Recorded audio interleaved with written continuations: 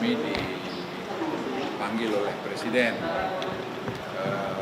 Saya kira penjelasan pertama adalah hasil survei yang dilakukan oleh Dewan Ekonomi mengenai pelaksanaan makan bergizi. Ya, kita lakukan di 800 titik, jadi betul-betul dengan profesional. Jadi kami di DEN menjaga betul kredibilitas kami, dan itu kami laporkan ke Presiden. Saya kira Seto yang membicara untuk jelaskan sekarang. Terima kasih Bapak Ketua Dewan. Jadi satu hal tadi yang kami laporkan kepada Bapak Presiden adalah hasil dari survei MBG yang kami lakukan secara independen. Kami biayai sendiri terkait dengan terutama kami ingin melihat apakah ada ekosistem supply chain baru yang terbentuk ketika MBG program ini dijalankan.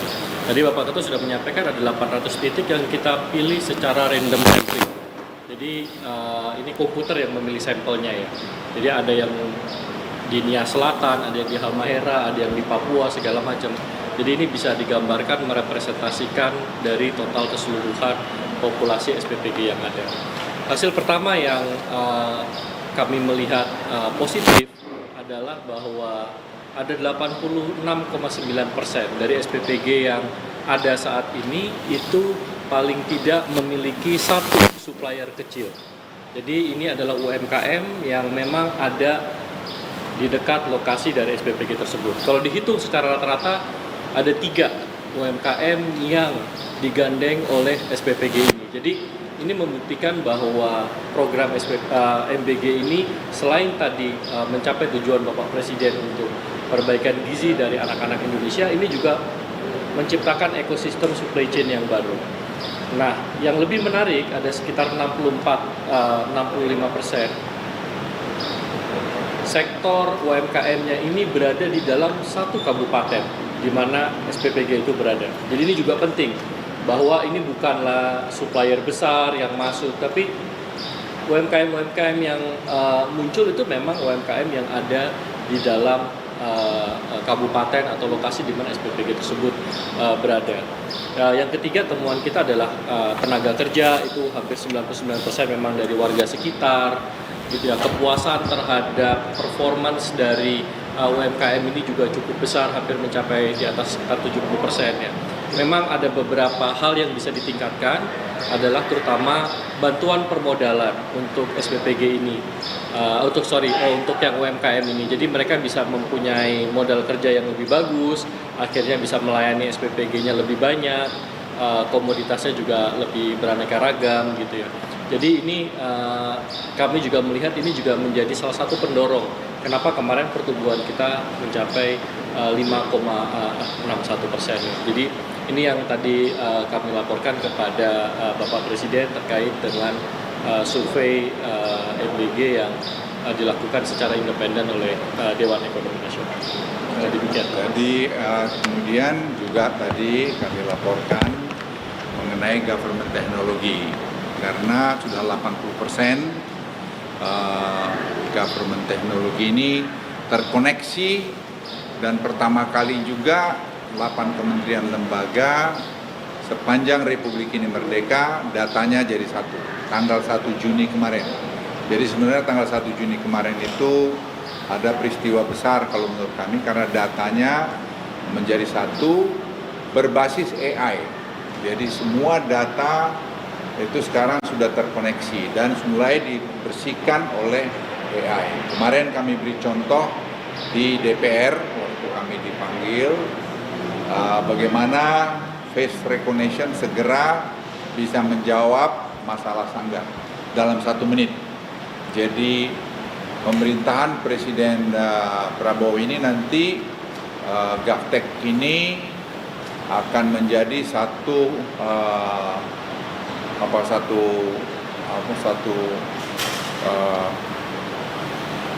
bagian yang paling penting. Kenapa?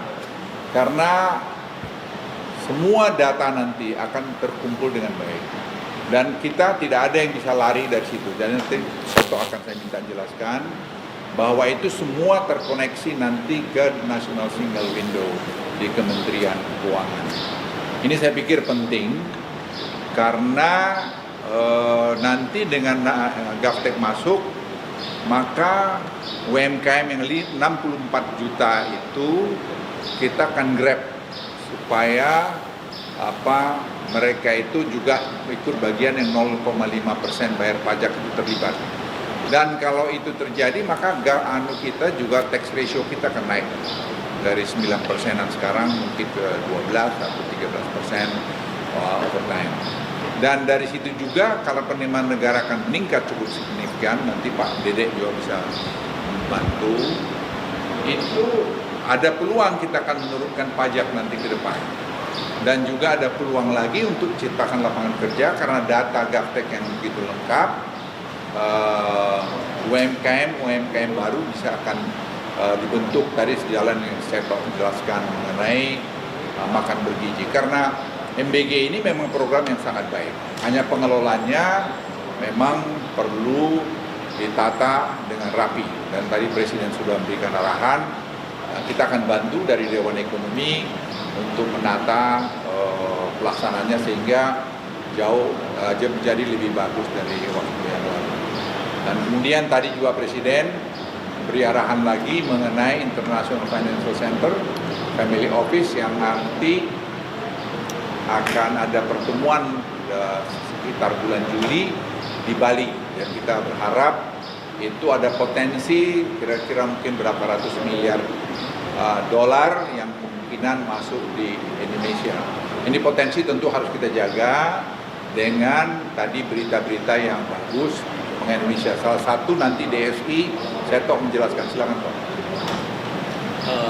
Tadi kami juga melaporkan kepada Bapak Presiden bahwa kemarin Danantara kan sudah menyampaikan bahwa dalam tahap transisi ini mereka akan membangun sistem digitalisasi. Jadi tadi kami juga menyampaikan hasil kajian dari DEN bahwa program digitalisasi untuk sektor komoditas strategis seperti batubara, CPO, ferroalloy ini bisa benar-benar membantu menutup gap tadi kalau yang selalu disampaikan oleh Bapak Presiden under invoicing. Dari DEN juga sudah melakukan kajian beberapa komoditas ini, memang indikasi terjadinya under invoicing ini cukup nyata dan angkanya juga dalam hal jumlah ya miliar dolar itu juga bukan angka yang kecil. Jadi kita tadi sampaikan contoh dalam batubara, kita ada sistem Simbara yang selama ini sudah berjalan, di mana tadi fitur-fiturnya itu adalah bisa memblok penjualan dari perusahaan-perusahaan itu kalau misalnya ada pelanggaran nyata yang mereka lakukan, misalnya bayar royaltinya tidak sesuai atau harganya nakal, isi kontraknya nggak benar segala macam, itu nanti bisa di-develop sistemnya menjadi kita sebutnya auto blocking system. Jadi manusia tidak lagi yang mengoperasikan sistemnya, tapi ada AI, ada algoritma yang akan dijalankan untuk memaksakan kepatuhan. Dan tadi yang ditekankan juga cukup penting, Bapak Presiden menyebut ini juga akan memberantas illegal money. Karena dengan sistem ini akan ada traceability. Kita bisa cek nanti setiap ton CPO, setiap ton batubara ini harus berasal dari sumber-sumber yang legal, tambang-tambang yang memang izinnya benar gitu. Jadi tadi kami menyampaikan bahwa DSI ini konteksnya bisa menjadi jauh lebih besar, bukan hanya sekedar isu under invoicing, tetapi juga bagaimana peningkatan tata kelola terhadap sumber daya alam kita, bagaimana Indonesia kita sebagai negara juga mendapatkan hak-hak yang tepat ya, yang tidak dipermainkan tentunya, dan nilainya tadi juga wajar. Termasuk tadi bagaimana diintegrasikan dengan DHE-nya ya.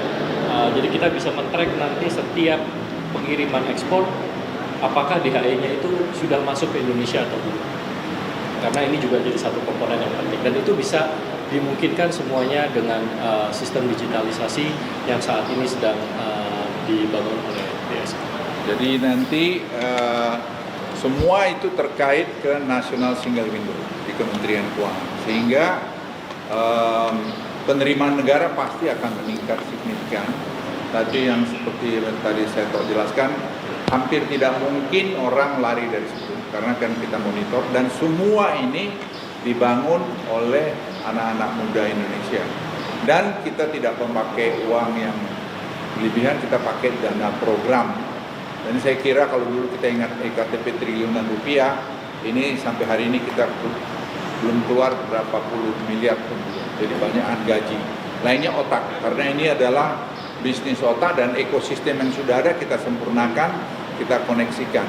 Itu saya kira yang menjadi sangat penting untuk disadari bahwa dengan GovTech ini nanti Presiden akan berkunjung ke Bali melihat untuk provinsi tanggal antara 6, 7, 8, 9 bulan Juli. Nah itu nanti akan jadi model. Tapi sekarang sedang berjalan di 42 provinsi, kabupaten kota, piloting untuk ini. Dan kemarin di Banyuwangi sudah berjalan dan sangat sukses. Kita belajar dari model ini. Nanti kalau 42 ini sukses, Oktober tahun ini akan roll out nasional. Seluruh 514 kabupaten akan terhubung dan kemudian tadi Presiden juga kami lapori nanti semua BUMN baik Pertamina apa semua akan semua berbasis AI dan ini saya kira akan membuat penghematan tidak tahu berapa puluhan miliar atau mungkin ratusan miliar ke depan ini. Ini bukan hal baru, kita tidak meng-hire orang, kita mengerjakan pengalaman kita sejak mulai COVID yang lalu dengan Peduli Lindungi, e-katalog, Simbara, dan seterusnya. Saya kira itu yang sangat penting untuk kita sampaikan semua. Kita harus bangga menjadi orang Indonesia, jadi kita harus kompak, karena ini penting. Bahwa di sana-sini ada yang kurang, ya kita perbaikin rame-rame, tidak bisa dikerjakan oleh satu orang. Dan tadi Presiden saya kira sangat jelas memberikan arahannya, kami laporkan juga semua, tadi yang negatif, surplus daripada semua, dan solusi. Kita juga harus bicara solusi, tidak hanya bicara masalah, identified masalah, tapi kita juga harus datang dengan solusi. Saya kira dari segi makroekonomi mungkin Pak Dede mau nambahin. Tadi kami juga membahas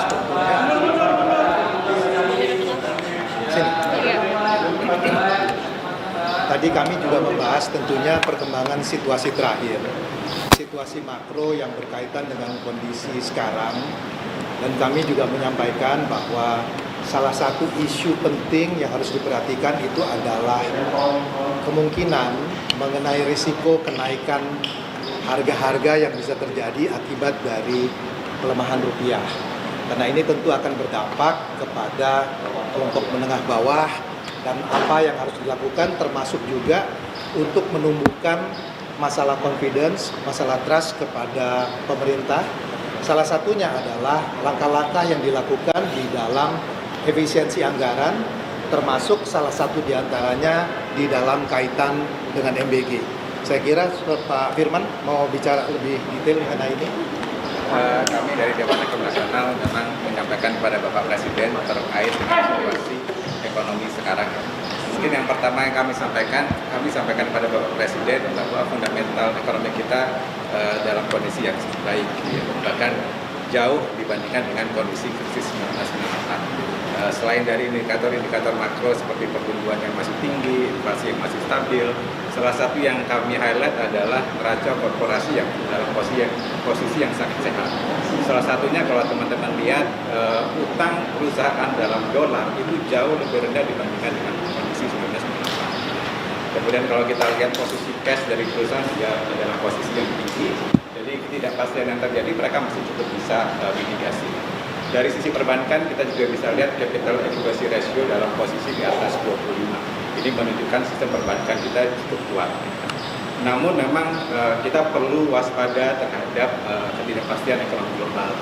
Dampak perang ini sepertinya lebih tinggi, lebih lama dari perkiraan kita. Kemudian ada faktor pelemahan rupiah. Tadi Pak Dede sudah sampaikan dampak perang ini kenaikan energi global dan kemudian pelemahan rupiah ini bisa berdampak kepada kenaikan biaya produksi dan distribusi. Dan kalau teman-teman lihat kan IHK inflasi 3%, tapi IHPP itu di 5%, IHPP itu di sekitar 7%. Dan ini yang perlu diantisipasi nanti di semester kedua, tapi saya kira pemerintah sudah mempersiapkan langkah-langkahnya. Kemudian di tengah ketidakpastian global ini, saya kira confidence harus kita terus perkuat. Salah satunya komitmen Bapak Presiden terkait defisit fiskal ini harus kita bisa jelaskan dengan lebih detail. Pak Presiden tadi menyampaikan efisiensi anggaran ini akan dilakukan termasuk untuk program-program prioritas seperti MBG. Jadi tadi angkanya cukup besar yang kita bisa hemat dari sisi MBG ya. Bahkan kita juga ada langkah-langkah untuk meningkatkan dari sisi penerimaan. Kemudian mungkin yang terakhir juga kami sampaikan terkait dengan pelemahan rupiah, kita juga harus melihatnya secara komprehensif dari sisi neraca pembayaran. Ada beberapa langkah konkret yang kita bisa lakukan gitu ya, untuk memperkuat devisa. Kalau teman-teman lihat di neraca pembayaran kita, salah satu potensi yang masih bisa ditingkatkan adalah pendapatan sekunder. Ini adalah remitansi dari tenaga kerja kita di luar. Kan. Kalau kita bandingkan dengan Filipina, jumlahnya masih lebih rendah. Indonesia ya. Artinya program-program Bapak Presiden untuk meningkatkan pekerjaan migran berkualitas seperti perawat, electrician dan segala macam itu bisa membantu meningkatkan devisa ke depan. Di luar itu salah satu area yang juga bisa ditingkatkan adalah wisatawan ya. Jadi kita bandingkan dengan beberapa negara, jumlah wisman kita kan masih relatif lebih rendah. Tahun lalu sekitar 15 juta, Vietnam 20 juta, Thailand 30 juta, Malaysia 40 juta gitu kan. Kalau kita bisa meningkatkan wisman lebih tinggi dalam waktu ke depan ini tentu akan bisa membantu meningkatkan devisa kita. Salah satu kebijakan yang sebenarnya tidak butuh anggaran, misalkan kita bisa ngasih bebas visa kunjungan misalkan ke beberapa negara yang memang pendapatannya tinggi dan memang tertarik untuk datang ke Indonesia. Ini saya kira beberapa negara ASEAN tadi juga sudah menerapkan. Ini beberapa masukan yang kami sampaikan kepada Presiden. Jadi dari tadi yang mengenai GovTech sebagai penutup, itu nanti pemerintahan Presiden Prabowo ini akan berbasis digitalisasi dengan support AI. Oleh karena itu kita melihat bahwa dalam waktu tidak terlalu lama kita akan punya digital single ID. Mungkin akhir tahun ini akan ada digital single ID yang mengakibatkan semua bansos atau direct cash transfer itu akan targeted. Jadi akan sesuai dan itu akan menghemat angka cukup besar tadi. Berapa angka mungkin beberapa bisa cukup besar angka dihemat dan saya melihat nanti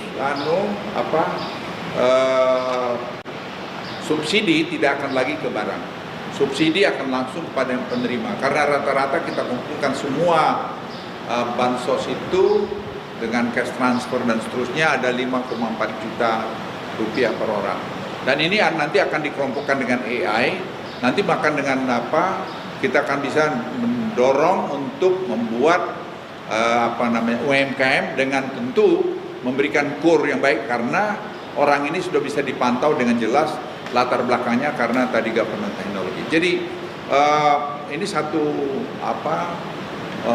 pemerintahan yang berpenduduk hampir 300 juta orang pada awal tahun depan yang pertama menggunakan digitalisasi berbasis AI.